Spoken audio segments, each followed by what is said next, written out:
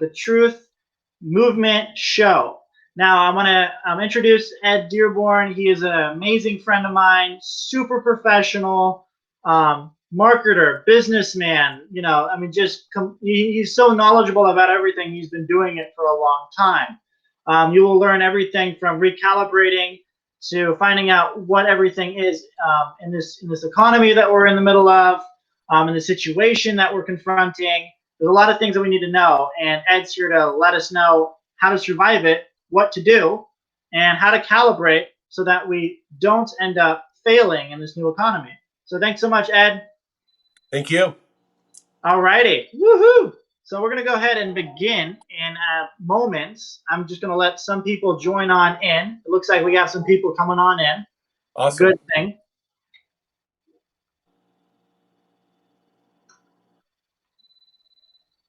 Almost there.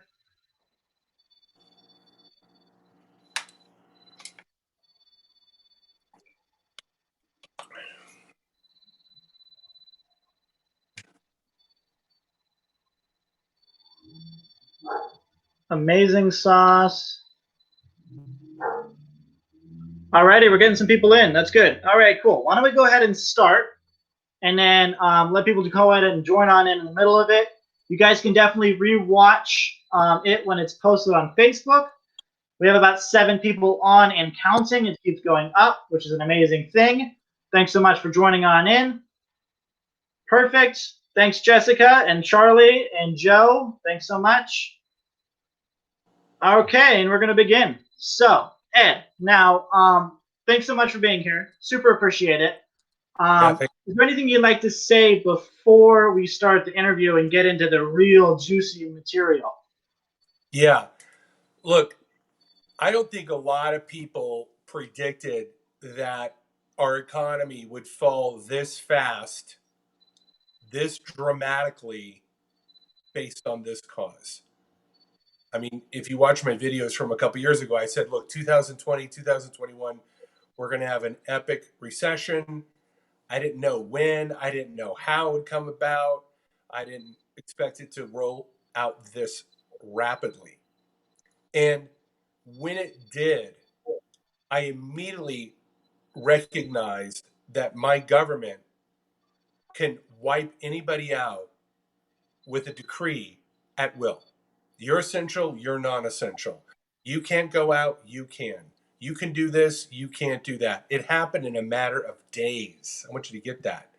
Like, our constitutional rights were usurped and given up so fast and so willingly in a matter of days. Our economy was going pretty good, and it crashed in a matter of days. So I looked at that and I went, I'm now officially in danger.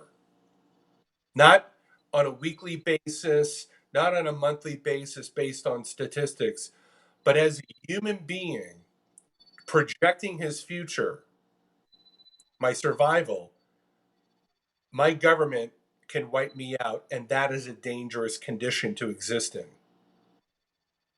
Wow. So I started to look at the danger that I was in, and I realized that I would have to bypass some old habits and routines and really scale up and reorganize so that I could be in a financial position and in a situation in business that, regardless of what the government did, I was secure.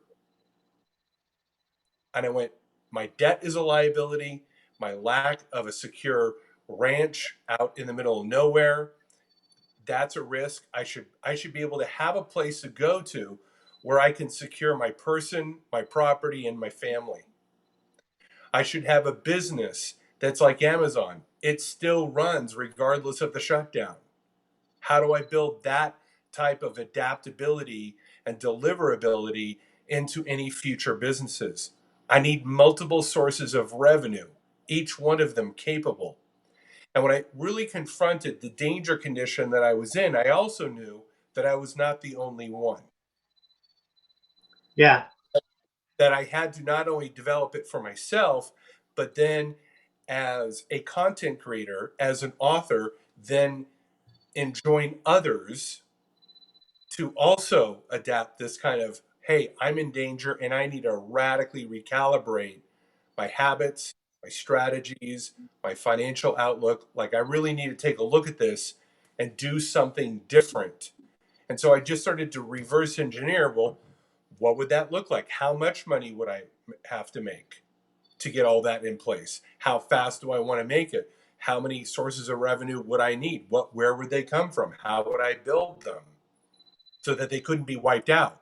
And I just kept, asking myself those tough questions, going on YouTube, studying how recessions affected economies, how people responded, which businesses survive in a recession.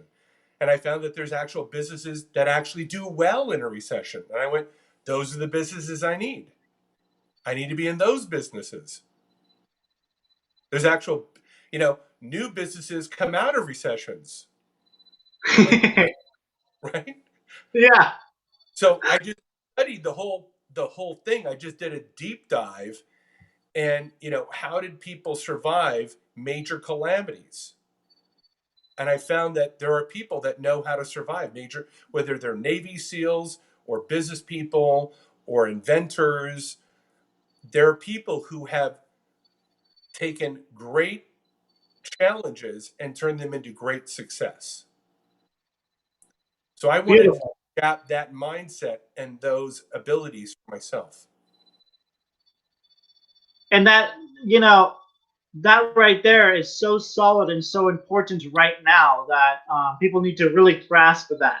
The situation, it's very easy to get caught up in everything else that you hear or whatever, or you have to really grasp the severity of the situation at hand and really prepare yourself, like Ed's talking about here. You have to really confront it and really take it into your own life and really understand that you need to pump up the volume and pump up the start looking at the future, start looking at how you can become the way you want to become, and what do you want to do when you get out of this, like how are you going to get out of it, why are you going to get out of it, and so on and so forth. So Ed has really amazing points. He's been doing it for a really long time and he knows what he's talking about. So I do want to say, this is an interview definitely not for the lighthearted and not for the No, lazy. no, yeah. No, we're not talking about rainbow bunnies. What we're talking about is how to survive anything. And I had to really confront, like, is my physical health at a point where I could walk 5 miles if I had to bug out? No, I'm not. Okay, good. That's the first thing I address. My own physicality. Now I'm doing kettlebell swings and I'm doing burpees and I'm doing 4 mile hikes, with my 50-pound pack, just to, and I'm down to like maybe a meal and a half a day. I'm just getting lean, mean, and, strong. So why? Because if my physical health is weak, then that's the first barrier. What if I get COVID-19? My immune system is compromised. So there's the first point of survival I got to address. Am I healthy? Is my immunity system being fed with the right nutritious foods and supplements? And is my physical strength able to fight it? Because I may get it. That's a reality.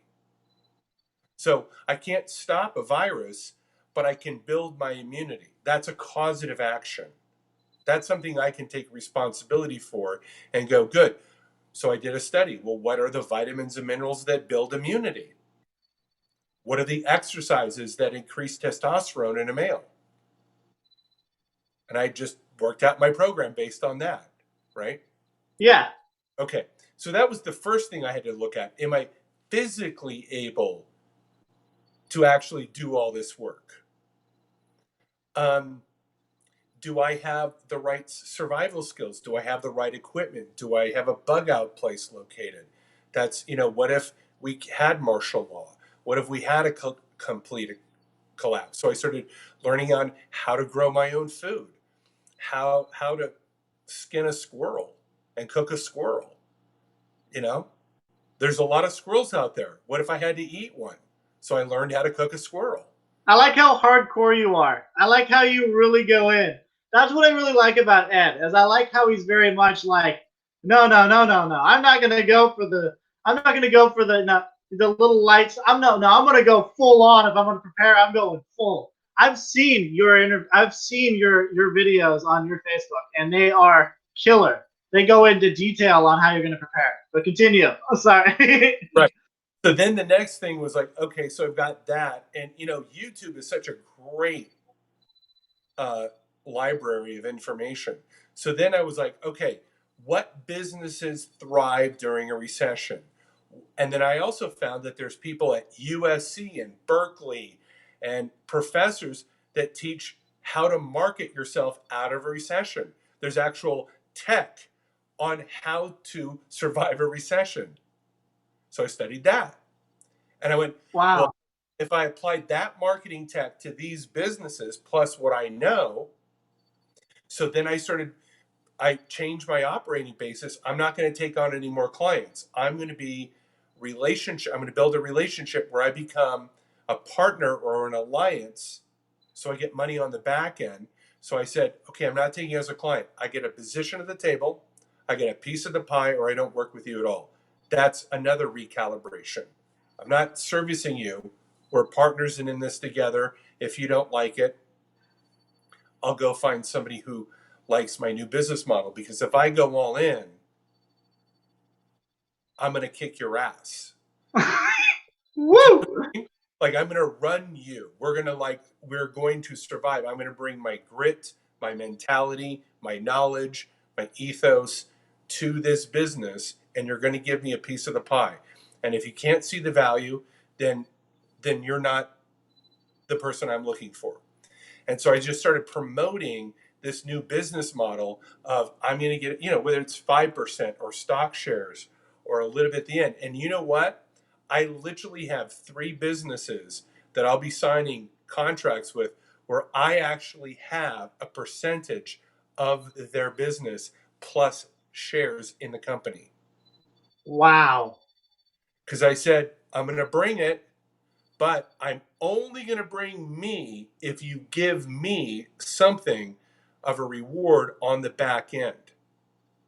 I'm not going to be a service provider. That is 2019. That business model is dead over, not going back. I'm going to sit at the table as your digital CMO, your chief marketing officer, as your partner, or nothing at all. And I get a. Now, guess what? Now I'm going to have 4 or 5 sources of revenue of businesses that I get equity in. So I just changed my whole business model to like, oh, I want to be your customer. No, I don't do that anymore. No, I know customers whine, customers complain, customers are fickle. No, we are joined at the hip, and it's do or die, win in the attempt, or nothing at all. Those are my terms, and you're going to agree to them, or I'm going to walk. And some people didn't like them. They're like, wow, you're just arrogant. Okay, I'm arrogant. Some people went, and you know what's so funny? A few people went, that's exactly the guy I'm looking for. I've been looking for a guy like you. I've been looking for a guy that will go all in on the dream. Wow. You will attract your tribe if you put out your true vibe. Don't be. I'm not afraid to. I'm not afraid to offend or scared to offend. It's like, this is my reality. This is how I'm going to survive. You're in it to win it, or not. And it turns some people off. I mean, I'm not worried about it because I don't desire to be liked or admired. That point of the code of honor is very in with me. You don't like me? Okay. I don't even take it personally. Yeah. But if you do like me and you do like my work ethic and you do like my intensity because you are of the same tone as I am, we're going to work very well. And that's one of the things that wealthy people do. They surround themselves with like-minded people. You'll find that in multiple interviews with wealthy people are very selective of who they bring close to the inner circle. And they've literally got to be exactly on the same terms. And if they're not, they find people who are. So I just decided to cut all the people that were wasting my time, the whiners, the complainers. It's like, I'm done with you. I need How people did to say, that change your life? what do you think? For I mean, the viewers. I mean, let's put it this way. If you just sit down and go, who are the 5 or 6 people you hang out with the most? What is their tone level towards life? What's their attitude towards life? Is it like all out, over the ramparts, we're going to win no matter what? Or is it like, I'm scared and I'm afraid and I'm going to stay inside and wear a mask? It's like, I'm not staying inside. I'm not wearing a mask. You go live in fear. I'm going to best this challenge like no other. So, Beautiful. I don't tolerate. I don't tolerate people who are reasonable or afraid. And the minute you detox those people out of your life and you insist that you have high toned, hardworking individuals who don't complain and they want to work their ass off, I'm telling you, your life becomes so much easier. And it's so funny is I've met a number of new people in the last 30 days that I've maybe had 2 or 3 hours worth of conversations, and they're all in. They're giving me stock in their company because they just saw the intensity and they're like, dude, you're the manifestation of the very guy I've been hoping to find. Wow. So if you're true to your purpose Yeah. and you don't apologize for who you are, you're going to find the people that are looking for you. And that's something I learned last year in a business I was in, where they would say, you want to look for the people that are looking for you. So I just said, you're right. I want to look for the people that are looking for me. And I'm going to do a discovery call. And then here I am. I'm either the guy you're looking for or I'm the guy that annoys you. Either way, I'm okay. Wow. And I love that a lot because you're true to your purpose, Mm-hmm. and you're not. And it's what's really cool is actually that you don't have that snowflake attitude at all, and you hate that. And I've seen it, and you're just like, God, no, please go away from me. I don't want anything to do with that. It's really cool. But I Yeah. do want to say it's it's very easy to get lost in that because when you're hanging around victims or you're hanging around people that believe that everything's happening to them because people hate them, those aren't the people that you want to be hanging out with. You're trying to make it to 10x levels and you're trying to expand your business or you're trying to survive. You do anything that you can to survive. That is the definition of actually like, I'm going to die. I need to survive. That mindset needs to be in, and especially at this point in time. I don't know of another mindset at this point. I mean, literally, I just take a look at like how our freedom was won as a country. It wasn't people that were kind of into liberty. No, they were literally into liberty. Yeah, it was like they risked, if you study history, they risked everything. The guys who got off at Omaha Beach, they weren't kind of fighting the Germans. It was like you get off the boat and you fight.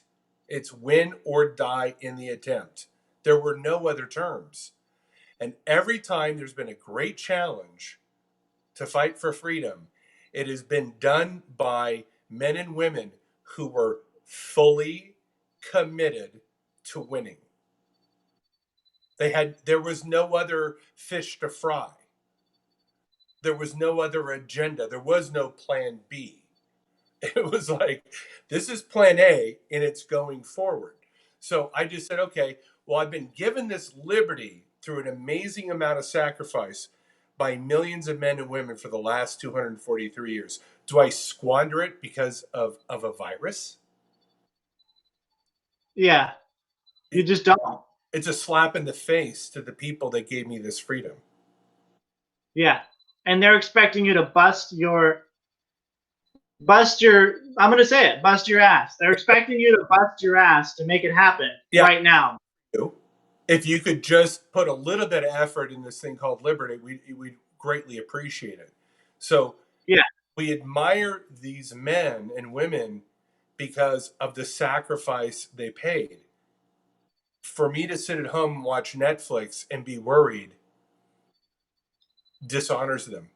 It dishonors their memory. It dishonors the promise and the torch that they passed to me. So I'm like, okay, liberty's at stake. I'm going full beast mode in the way that I can from the position I'm in. I'm not storming a beach at Omaha. I've got a much, much easier thing to confront, relatively speaking. Bunker Hill, Gettysburg, Omaha Beach, those were shitstorms of magnitude that I can't even imagine the amount of carnage and fear that these men and women had to face. So I've got a small job, comparatively speaking, but nonetheless, I'm in here now, and this is the job that I have. So I just decided that this was going to be my new attitude. I'm going to bring it fully. If somebody appreciates it, awesome. Let's do business. If they don't, I bid them adieu. No hard feelings. I get it. I'm not the right guy. I'm not always the right guy. I don't always have to. I'm just looking for 3 or 4 or 5 opportunities where we just go out, build businesses the way they should, in a manner and in a speed that they should be done. And that was my recalibration in the last 45 days. In the last 45 days, I mean, that's very impressive. And I know it's not impressive to you because I know it's very, very, survival oriented, and that's how it is, right? There are some people at home that are probably even watching this right now or at work, either one, because there's a lot of people that are commenting saying, well, actually, they just messaged me saying that they're at work, but they watch it when they get back or whatever, right? But they're Yeah. at work, and there are people that are going to view this that maybe not fully duplicate or can grasp that understanding of no, this is a fight, because this is a fight, this is a battle, and we're winning it as long as we continuously push and push and push without Yep. any considerations and persist. And that's how we have to calibrate, and that is how you calibrate. I mean, that's totally what you're talking about there. And Yep. then I wanted to orient the viewers really to this next question I'm going to ask you, because it has so much to do with what you were just talking about, so much, and um, it's really this, right?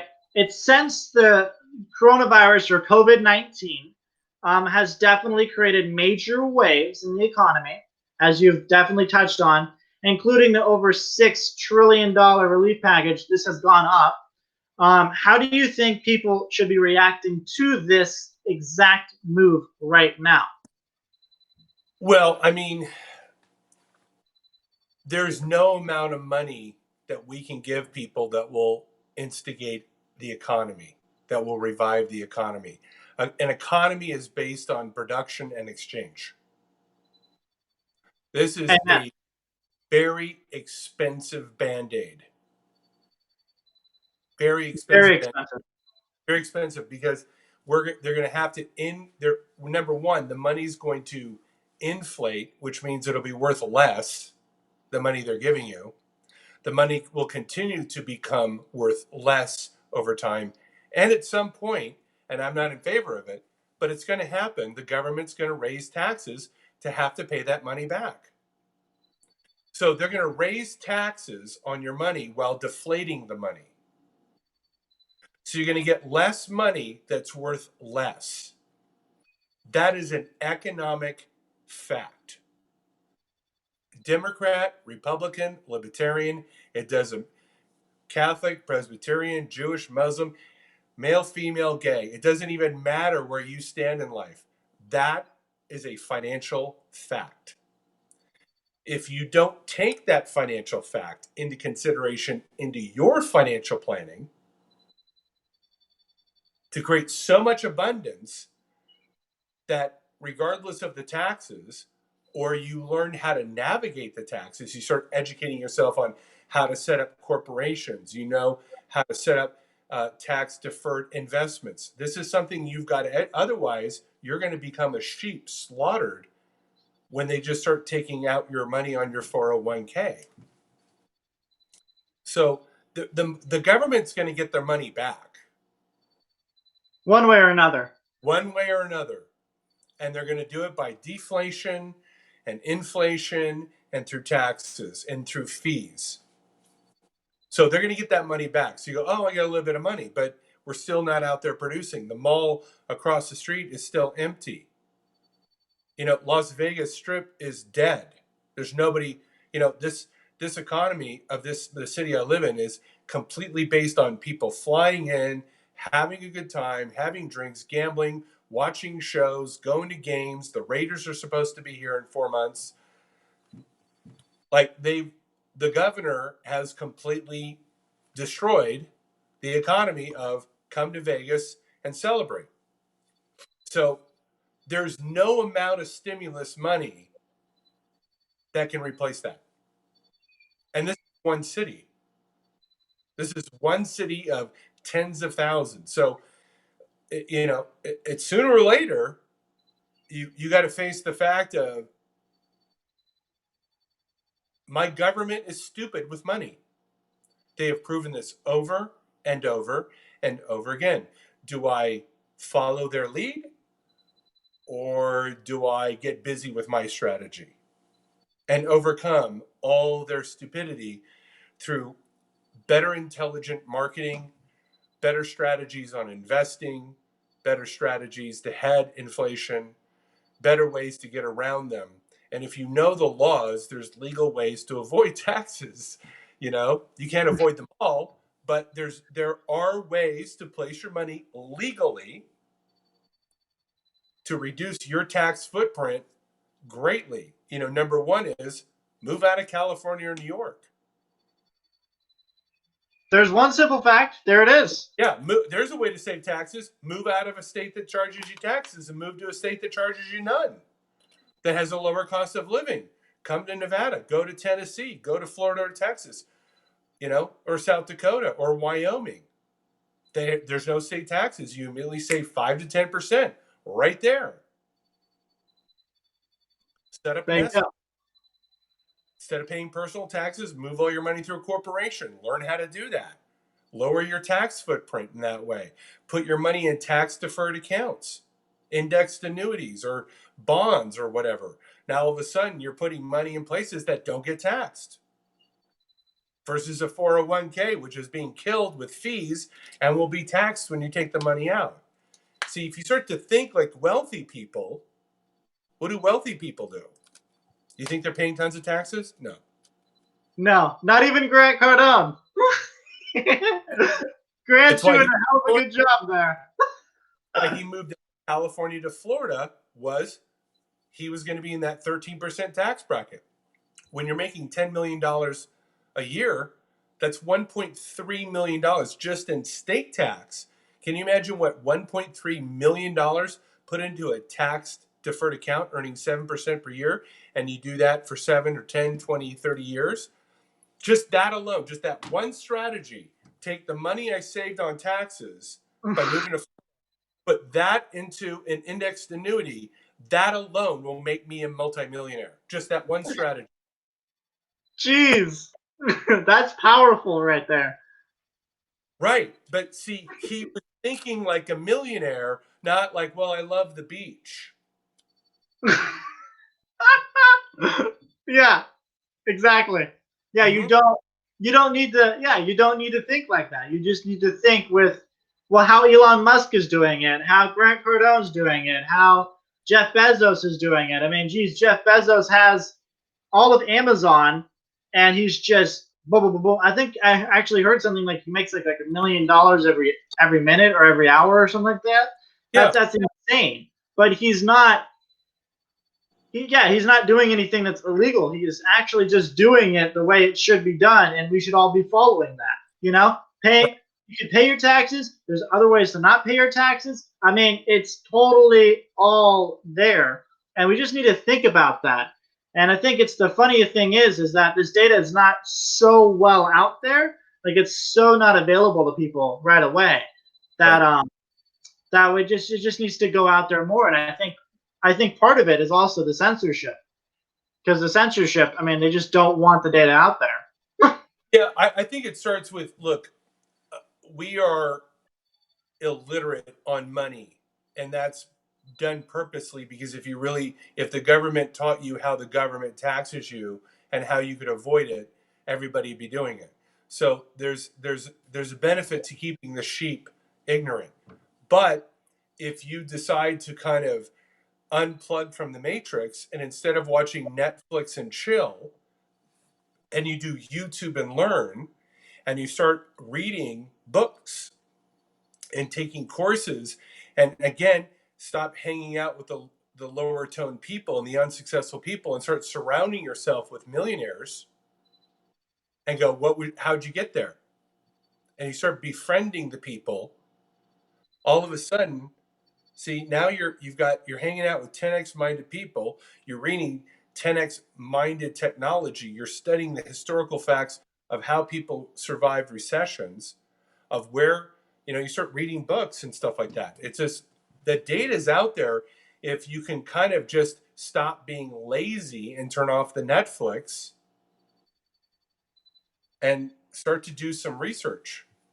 I'm telling you, YouTube is an amazing library of information, but you got to put in the work. You got to put in that. It's a daily grind. You got to put in that hour or two every day. It's not, one day of it won't change you. It's every day, every day. I mean, every day I'm on YouTube learning something, whether it's what gun to buy, what motorcycle to buy, um, how to cook a squirrel, how to survive a recession. I mean, my palette of video watch is pretty big.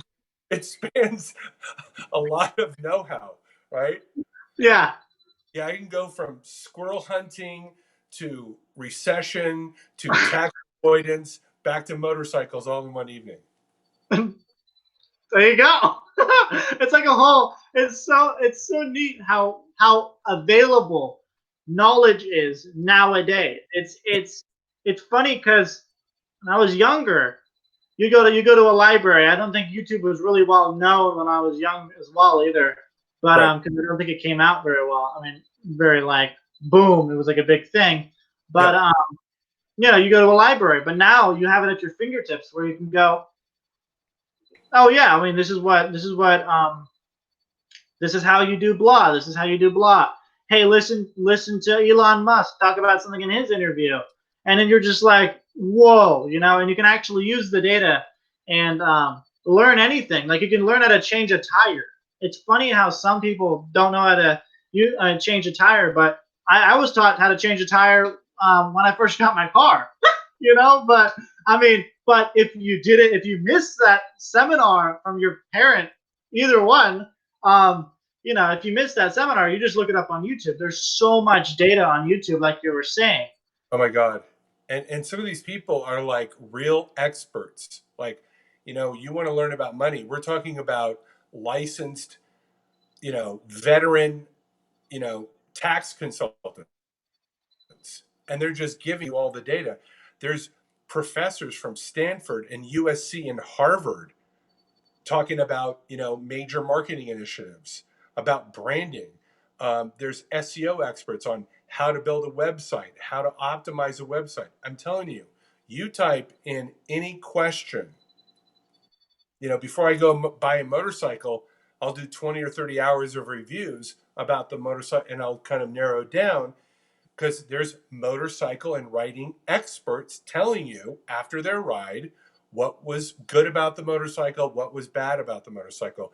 So by the time I go buy my motorcycle, I know that's the bike that has the quality. I don't have to sit there and listen to a sales pitch from a salesman. I walk in probably as educated or more educated than the guy who's selling the bike. That's so cool. You have that Yeah, advantage. We have that advantage now. We used to be, we the do. buyer or the customer used to be unknowledgeable about something.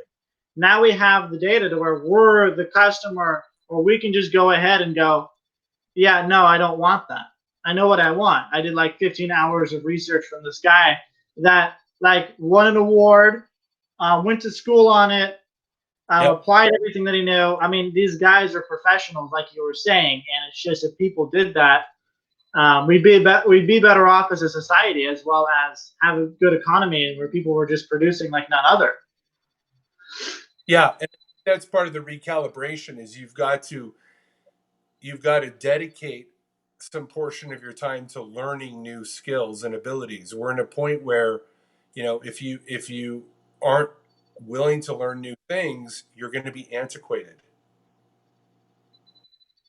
There we You've go. got to learn what are the new skills that I need to survive in this new economy? Where is the market going? What are audiences desiring these days? If you can make your brand as valuable as toilet paper or hand sanitizer, you'll make a lot of money. The reason why toilet paper and hand sanitizer sold out is because our priorities changed. It wasn't that there was less money in the environment, we were just spending it on other things. You need to be that other thing in the new economy. Where are they going to go? Like I tell you some businesses that I think are going to be really good. I think a pizza shop is going to be a really good business. Oh, completely. Why? Because people are going to be ordering. They're going to be want to have social distancing. They're just going to want to have food delivered to them. Now, I'd have a different type of pizza. I'd have like organic pizza and gluten-free pizza, and I would understand my audience, right? The Yeah. next thing is going to be bookkeeping. No matter one of the things is accounting and bookkeeping. No matter how bad the economy is going, people have to have their taxes done. There we go. And an accountant, a tax accountant, and Yeah, she's busy with yeah, yeah. that. She's almost recession-proof. A financial planner.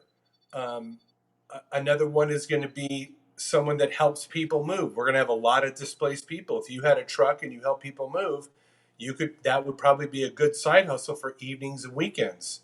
People are going to not be able to pay their rent or their mortgages, and they're going to have to move their stuff.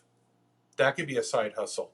So the money's going to go somewhere, and you could become an electrician in a couple of years with a $20,000 education and probably make 120 to 150K a year, or go to college and spend 100 grand and go get a $50,000 career at B of A. We're always going to need electricians and plumbers. You got to understand where the economy is going. What will people value in the next 2 or 3 years?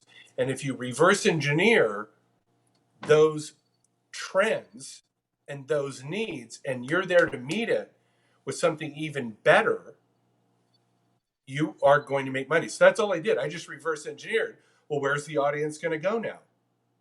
Good. I'm going to meet them. What are the weaknesses of my competitors? Good. I'm going to out hustle them. I'm going to out technology them on the points that they're weak. Like I'm starting a bookkeeping business. I don't know anything about bookkeeping, but I'm going to hire bookkeepers. But one thing I do know is that bookkeepers suck at marketing. They don't know how to get clients.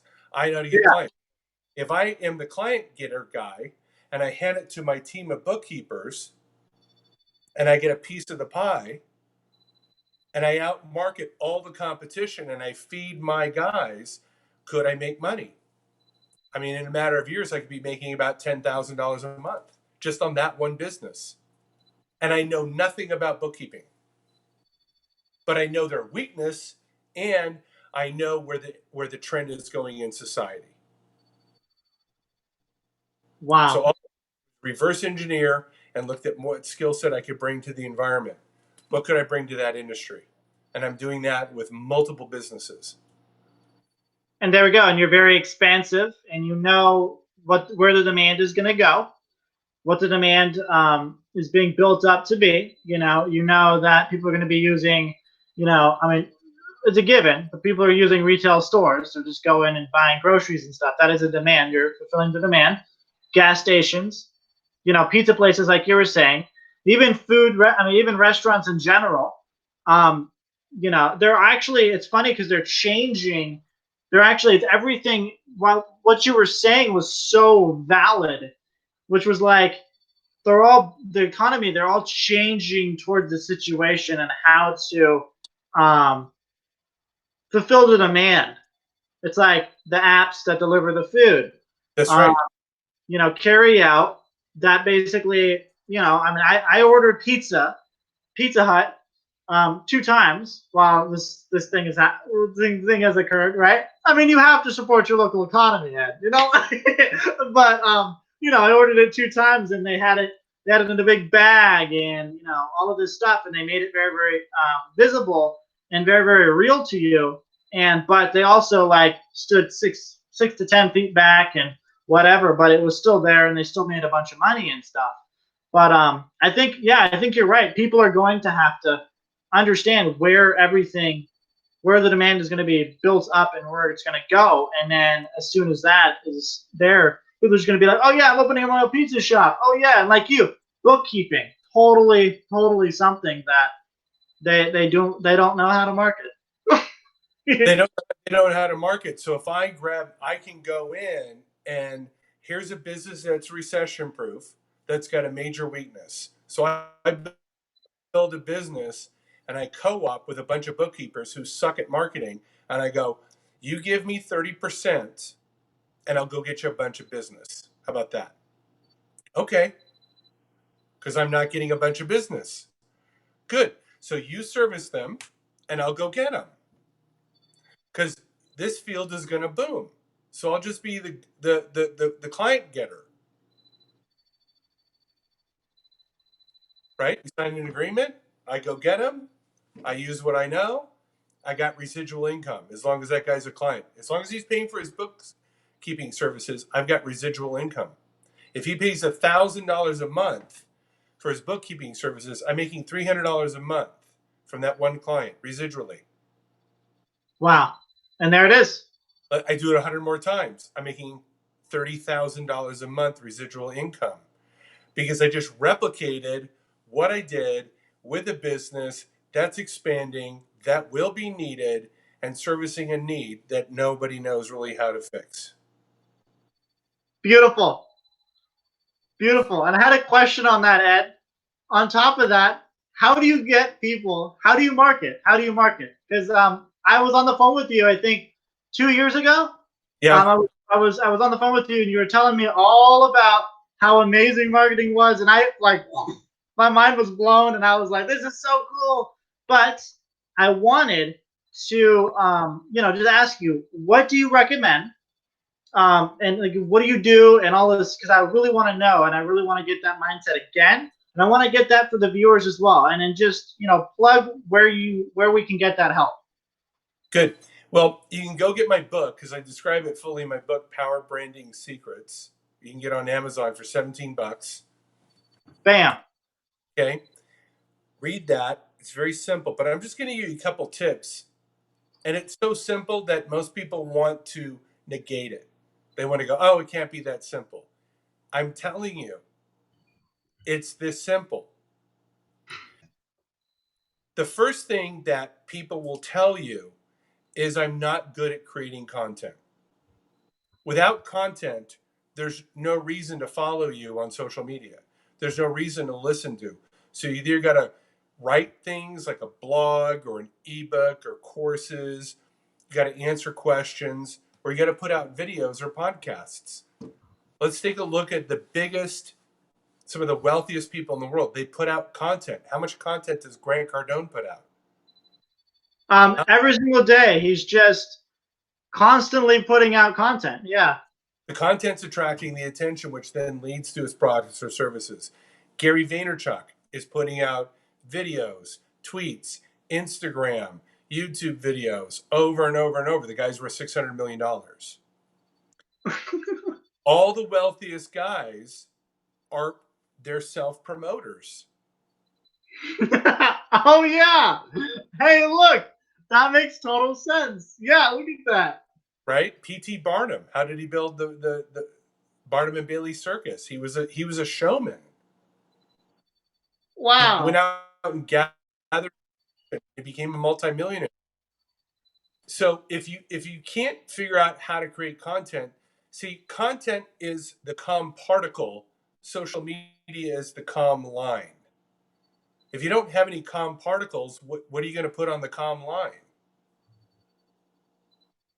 And so you've really got to master, how am I going to serve people with content? Like with you interview people.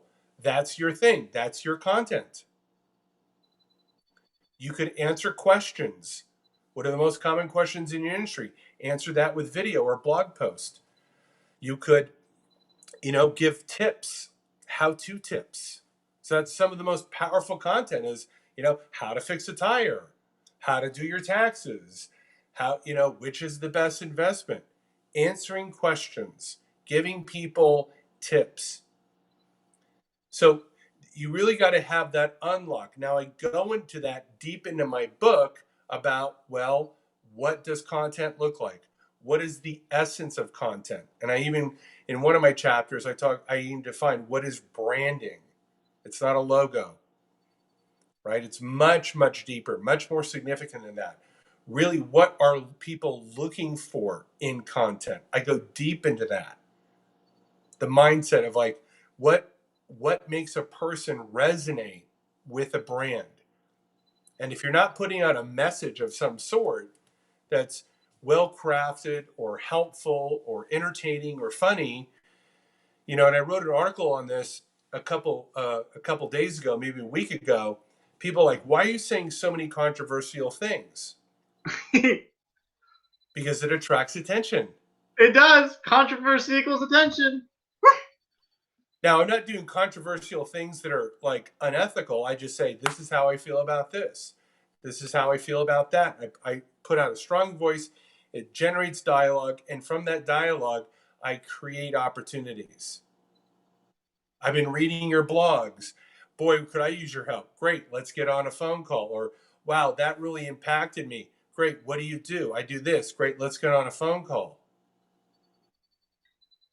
I love that completely. Actually, I was still like, woo, I'm loving it.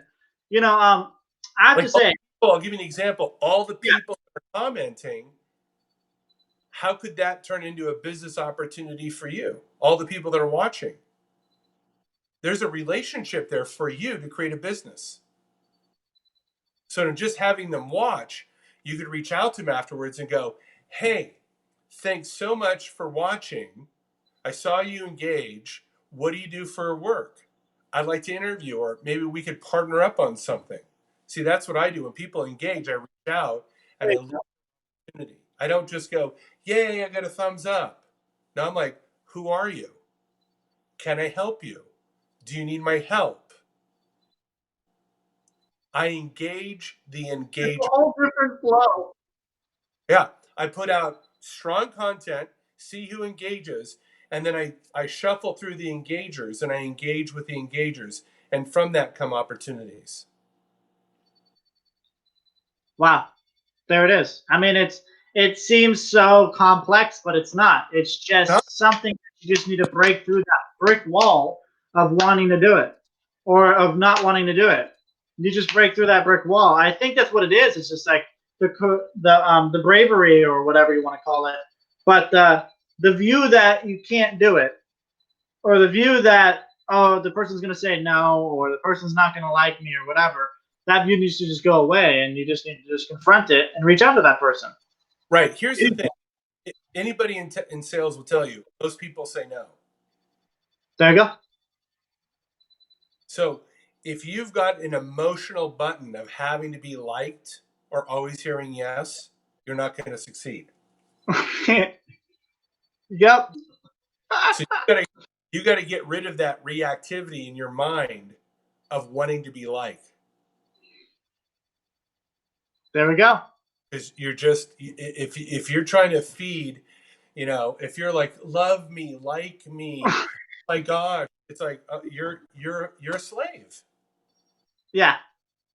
I actually, what's funny is you're saying the correct things, right? And you're saying it in such a way that, like you're just saying it so that we can all understand it, because you've been through this, you know what you're talking about. It's not like Yep. you don't know. And you're just saying it, and it's so true, and it resonates completely. And I did want to say that, I know when you post things on Facebook, it's not for the likes, it's not for the admiration, it's not for anything. It's you literally just put yourself there, put your communication out, and that's it. You put it out there, then you have a conversation with the people that communicate back, and then that's how it rolls. And then some people don't like it, and then that's okay, fine, whatever. See you later, and you don't care, or don't see you at all. Yeah, I don't have a must-have on anybody. And I think that's what I like about you a lot, is you don't have a must-have on anything. You just No. you just do it, and you just put yourself out there, and you commit, and you go all in. Like Yep. Jim Bates to the right of the screen, because I have all the comments here. He says, "I love the all-in strategy. Um, great advice." And Alan, yeah, Alan says great advice.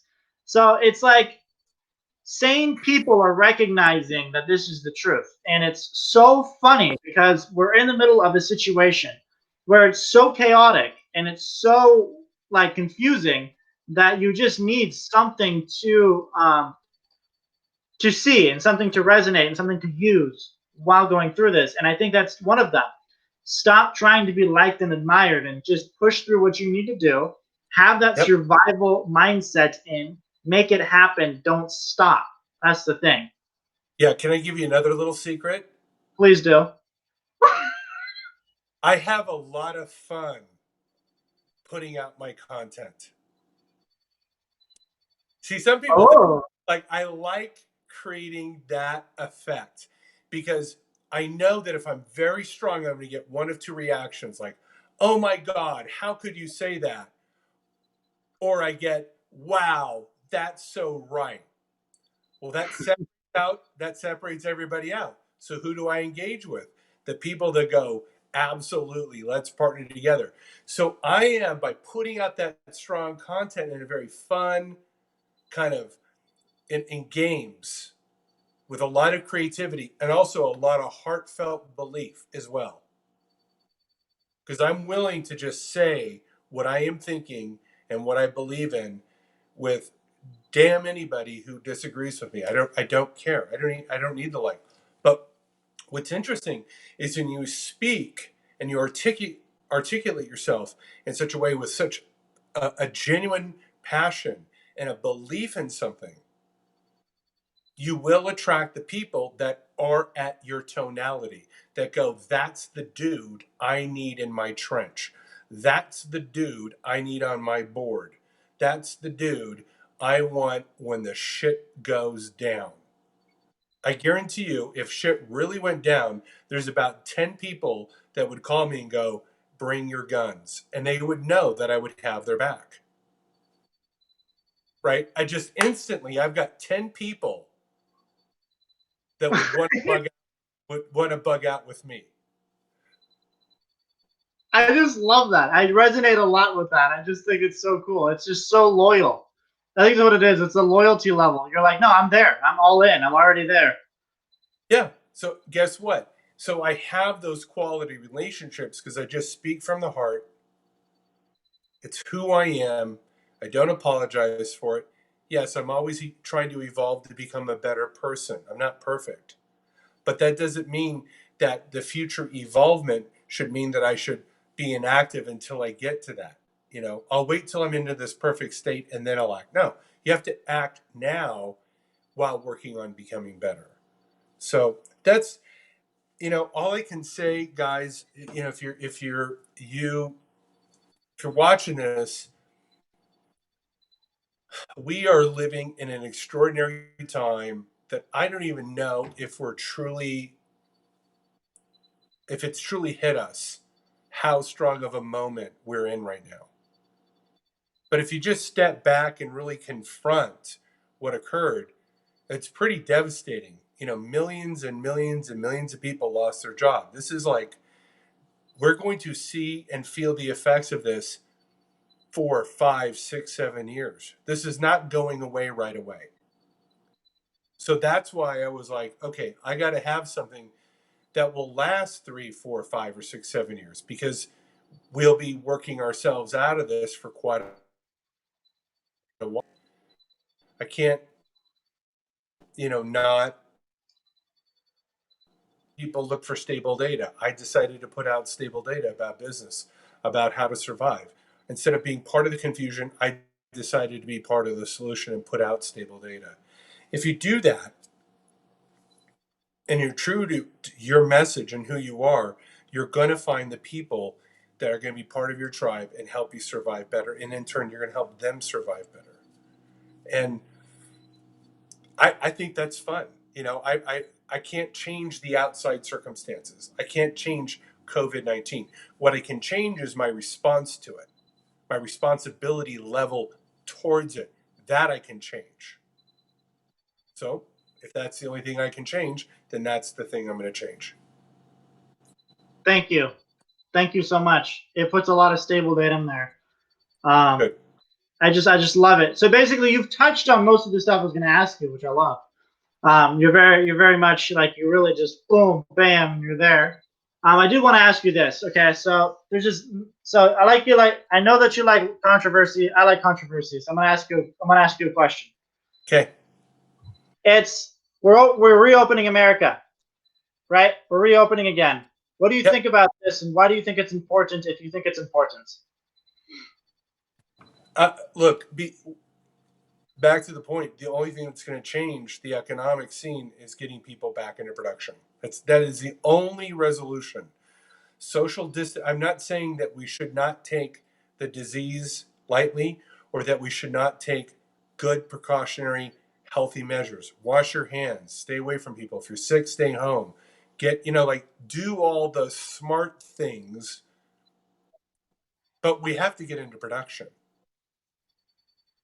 So we have to reopen now. And we're just going to have to, there's going to be some risks. Let's change how we interact. Let's change how we, deliver things, do business, but we got to get back to business. That's all I can say. Yeah, we just got to get back to work. That's my viewpoint too. It's totally my viewpoint. We just only need to go back to work. We've been not working for too long, and the economy's suffering even more than it was before. And like you said, we have years to handle this situation, and yeah, there's lasting effects and everything. I want to just say, you've really changed my view and changed my mindset a lot on this. I'm more able to confront the situation at hand a lot more, and just from the heart, I have to say, I mean, really, you just being at the forefront and just making sure that we have the data and just being there and being able to help and being able to just go, no, I'm sorry, but that's not how it's actually going to roll. The truth is this, and then when you're saying that, it's not like you're just saying it. You actually are sincere about it, and you're very upfront. You confront it for what it is, and you just give us the data straight out the bat, and that's it. It's done. So I want to say thank you for that, and it's just incredible. It's just incredible, and I have to say I don't know about the viewers, and we have a lot of them. I don't know about the viewers, but it's very easy to have that snowflakey kind of, oh look, I don't want to confront it at all. I don't want to see this situation for what it is or whatever. It's very easy to have that. I don't have it anymore. I maybe had a little inkling before this interview, but not anymore. I'm more like, okay, cool, let's get on this. Let's go. So, Exactly. yeah, Ed's been on this. He's really understood everything. And I just want to say, and I want to lay it out there one more time, go ahead, follow Ed. If you don't already, follow Ed. Find out what he's doing. Find out how he's making this happen. Follow what he just said in this interview. It is so real to follow what he has to say because it works. When he spoke to me 2 years ago, I changed my operating basis in my life. This is the truth. I changed my operating basis in my life. I flipped around. I was in this middle of this horrible relationship, gross, a horrible lifestyle that I was living, and then he just on the phone he just right, and he just put in some data, and I hope this interview has that same effect to you guys, because I have to say the data cannot be used unless you use it. It's not magic in the sense that it's just going to come on in and it's going to do the work for you. You have to do it. Ed, what you're going to say? Nothing. I agree. You're right. You got to use it. Bam. So I wanted to say, I do want to let Ed go because it's been an hour. We've had an amazing interview. I do want to have Ed back though. So Ed, we're going to talk on another subject soon. But Okay, great. yeah, I really do. It's an honor to have you on, and I don't take my interviews for granted at all. I actually soak them in, and I have to say, I think even my friends know that I watch these interviews like 100 times, over Nice. and over and over again. So I'll be watching this like 500 times, but maybe even 1,000. But honestly, everybody should just go get Ed's book. This week I will be ordering your book too, Ed, and Okay, great. yeah, we're just flowing a bunch of power to you. The truth movement is here. You are part of it. I appreciate you completely. I had one more question to ask you. What do you think of the truth movement? Is there anything you'd like to say on that? Like, is there anything that you think we should change, get better at, anything like that? You're going to get better by doing. There's only one way to get better. Just do it. Keep doing it. Keep doing it. Keep reviewing it. Keep doing it. Repetition builds competence. Just keep doing it. You're going to get better. If you just keep doing it, you will get better. I guarantee you. That is beautiful, Ed. I'm inspired. You Okay. did good. All Honestly, right. sincerity. I really appreciate it. Now, before I let Ed go, I want to say this one thing. Thank you so much to the viewers for that we're here. I did see a lot of the hearts and the likes and everything else. We have looks like about 17 hearts and likes throughout this whole entire thing, which is awesome. I do want to say Great. thank you for that. Ed, you can respond to all of the comments at when this thing whatever, and just let them know and everything else. Great. I will.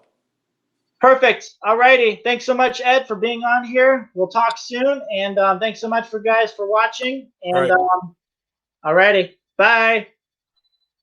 Thank you. Bye.